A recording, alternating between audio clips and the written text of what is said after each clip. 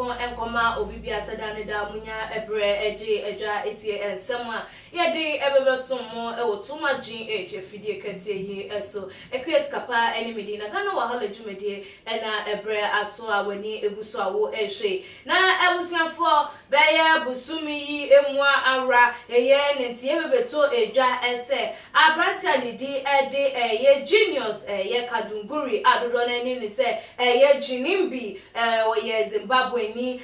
ensembi eba ye nim say eye abrante wo sika chese wo dan cars ene chese cars aboden die wotimi etobi na ni Rolls Royce a okokoto eye chese wo nim say cars aboden so de ne door eye baako na aya na wo eye jubini night ne de keka ho na ne yonkon edi ni birthday eye mo na na chese birthday party ni wo makwakwaju wo mani awie na wo mu ekofie na kwan so wo mu na ma wo mu kofie wo nim say birthday there boys ne girls they wo mu hia mu there na chese ensa there se de wo mu efa ne kwa enka ne company fo ne no monsan so se de nkwada ntotofe wa obia enum bi na eno na chese enegye ne ensa wo mu enum yenti no control kakra bi elusi ye ma chese car no overspeed na eko elusi ni control ma ekokọ hwe eye dua kese bi emu ma abrantia na wono ankasa eye opemu meche jinimbi wono de ye empenifo na se wo mo mutimi kokọ piemu ebran kwahia no esi ye no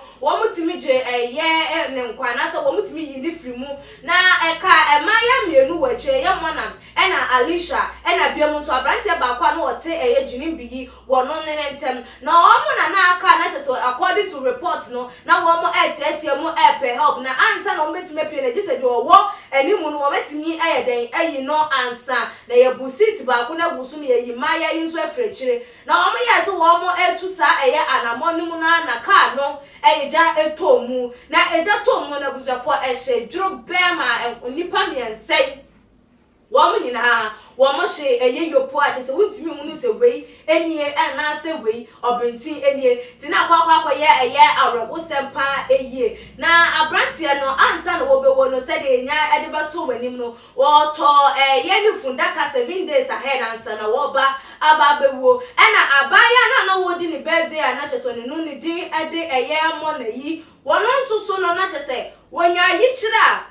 chesa so wako baby na wa sum kabi adru ne ho kro ne ba tino na asede nkofo we mienu di asede no mu nim se wo mu ebewo ba ya abrantie ne abaya ba kwa no kan wa no ni dindi Alicia yi de wo mu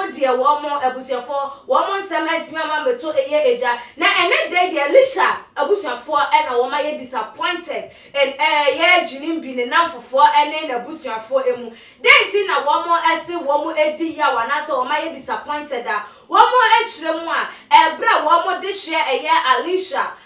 wo hwe ya tese wo mu ntimi hu se nani nkosua ne hwili ne nanu ne nannie na ne nyina mu no abusuafo yi wo mu de nani oma eba ye ebebe si wo abusuafo anim se sendi na asie na ensa no beto edwa no abusuafo ka kire wo mu se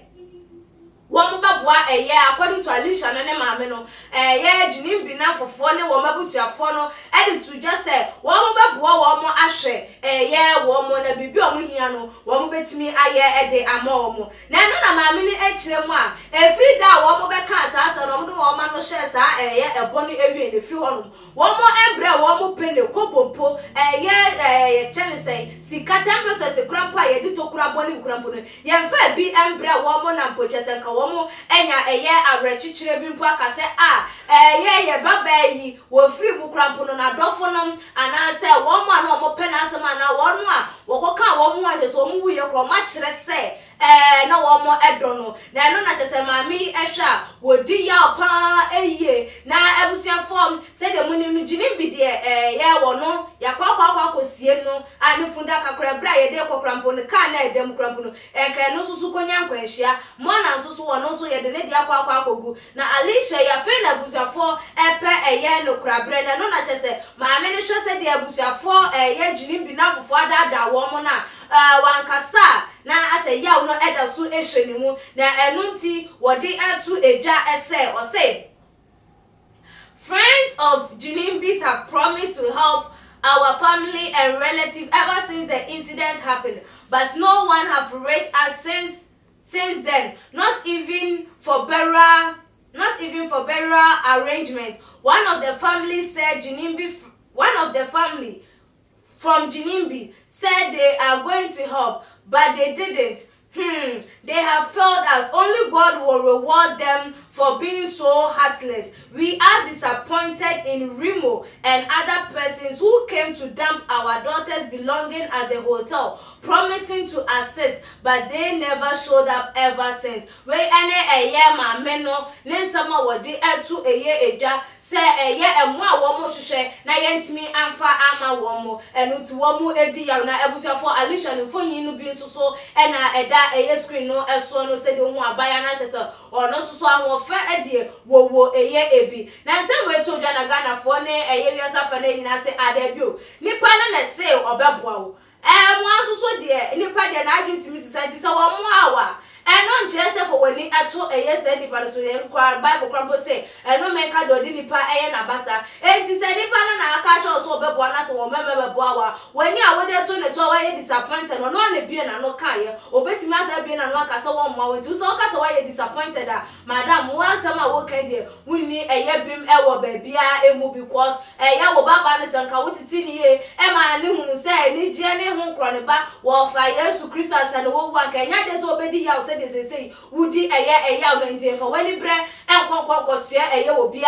abusuafo anaso obi de hie so say wa sha wo bo se wo beboa wo na wo mboa wo no nti wa ye disappointed na nyame obetua wo mo ka de wo mo kwa ne wo kasa kwampo sa wo no men sama wo ka no enya de se ebebem na ne na bi no so say ada bi se wa hye boy wo so this because Bible na so ka say eye nyakopo na ni enje eye nkwase abɔhye ho enti se wo so wa hye ba e wo se wo ye de wundi so woni se wotimi ni so aka ni kwan se wo ye de woka enti se maame no ka se wa ye disappointed that wo di se woka ebusuafo ensem yi wo so adwenche efa eho fabrɛ e wo tuma GH your comment section e bi on like videos na share all the social media platform eso me di dwumadi ho cha midi e de ekwesi kapa makramo the major prophet kum chacha on se me catch o say bomoden na hwe too much GH on se me kan ye nyene bone pa na kase epe wo wiase ya asonde nti na Adam wo hu nyame ye no nyam no wo hu ne ma bi a wo hwehwehwehwe e wo other place ne ade kat won na bomoden na behwe too much GH behwe na subscribe bomoden o behwe pe na wa ye subscribe o subscribe na subscribe na o subscribe a na wo benya ne yama papa a wo pe ahwe nyame hyira na ewura